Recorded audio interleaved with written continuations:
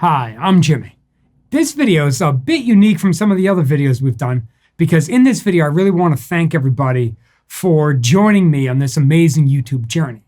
Just a few days ago, I received this in the mail, and I'm assuming this is our silver play button for crossing the 100,000 subscriber mark. So let's open this up real quick, and then I wanted to share with you why I started this YouTube channel, and then tell you a bit more about me and how I got here, and then give you a quick look at my personal investment portfolio. Okay, so let's open this thing up. Here's a card that says, "Congrats on your subscriber milestone. This award has been inspected by Rick." Thanks, Rick.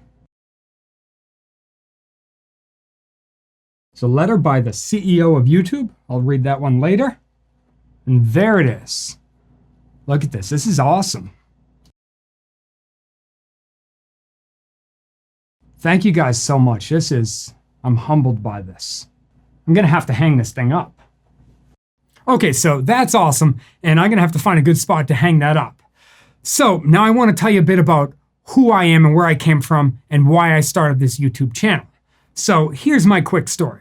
So I actually grew up in Boston, Massachusetts, and then I moved to New Jersey when I was in high school. Then I went back to Boston. I went to Boston University for my bachelor's degree. And at that point, I knew I wanted to focus more on finance. So I went to Creighton University for my master's degree, and I got my master's degree in investment management and financial statement analysis. And now I'm working towards my doctorate in finance. Now, I got into the investment industry more than 10 years ago, and I started as an analyst and as a trader at a small New York City-based hedge fund. Then, after I left that company, I joined my father's company, and he had just started an investment research firm, and I started as an analyst there, and then they merged with a money management company, so I got to become a portfolio manager for that new merged company. So that was really cool, and it was something I really enjoyed and I learned a lot from, but I always wanted to start my own company. And in 2018, I went ahead and started a company called JWC Research. My wife and I had, at that time, just had my first kid, and JWC are his initials, so that's how I came up with that name. So while I was writing investment research for the new company, well, I also started creating animated investment videos that covered the very basics of investing. What is a stock? What is a bond? Things like that.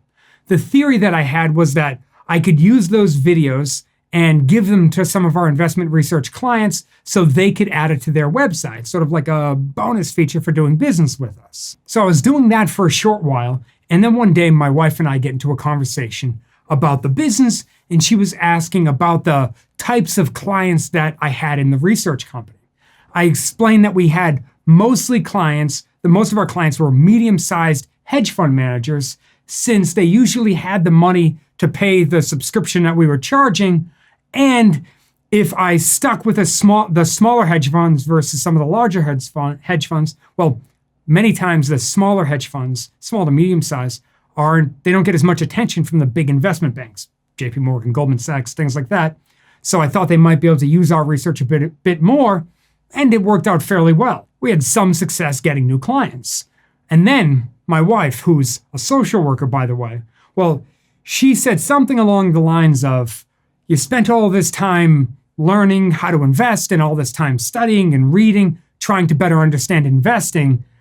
Is it a bad thing that the only people you're working with are rich hedge fund managers?" And she insisted that it would be better if I made more videos and if I made them more accessible to anyone who wanted to learn how to invest.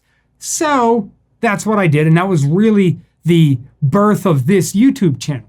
Now, I had already had the YouTube channel. I put some of the animation videos out there, but after those conversations with my wife, well, that's when I started to get on screen, which frankly I was actually terrified to do early on. Started getting on screen and trying to make more videos that I thought would be more usable for people. Now, YouTube has been an interesting and really awesome experience, as I'm sure many of you have experienced as well. And I've been able to be in contact with so many cool people, and I've heard some really interesting stories about people's lives and how they're trying to achieve their goals, and it's been a really exciting time. Now, I don't know if you other creators feel the same way about this, but I also feel a ton of pressure to make the very best video that I can each time I try to make a video, and I try really hard not to make any mistakes.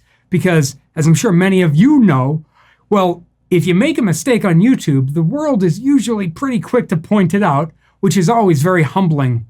But I actually think in the long run, it's a good thing. The very idea of people watching a video that I'm creating and publicly critiquing my analysis of a company, or perhaps the way I explain an investing concept, well, for me, it really makes me try to slow down when I'm doing my research and do the best possible job that I can. And hopefully that will lead to less mistakes and try to make it a little better for everybody else to take in and for people to enjoy. And I'm always trying to make sure these videos are backed up with a ton of research, and I try not to waste anybody's time, and usually I try to get right to the point. Sometimes I go too fast or leave out some big points that I should have otherwise brought up.